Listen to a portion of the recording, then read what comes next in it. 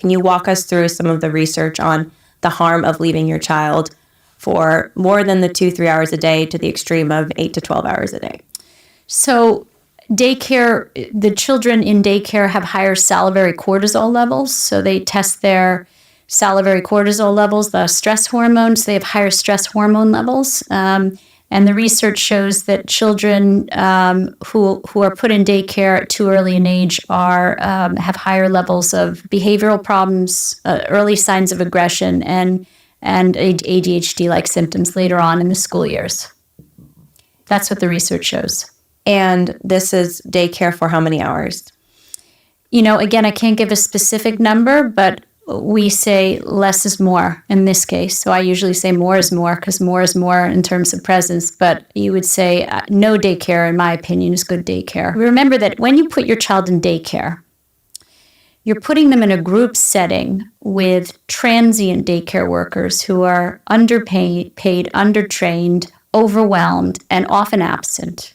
So there's a lot of absenteeism in daycare workers because they get overwhelmed. So, and the best way I can describe it to you is the ratios in daycare are usually not less than 5 to 1, sometimes 8 to 1. In Sweden, they're 12 to 1. And if you have a daycare worker that's out, even in America, it can be 8 to 1. And so I want you to imagine, every mother who's listening to this, I want you to imagine whether you would have the ability as a daycare worker to soothe even 5 babies who are in distress from moment to moment, to regulate their emotions and get them back to homeostasis and make them feel secure. Inevitably, you would lose your mind and you'd end up taking days off. And those babies would be in like transient care, in care with many different people. And also the wear and tear on those daycare workers means they don't last for very long.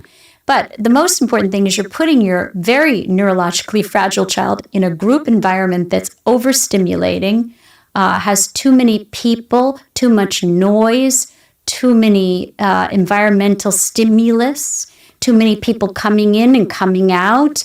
And so that's not what babies need. Quiet, calm, peaceful, playful, secure environments.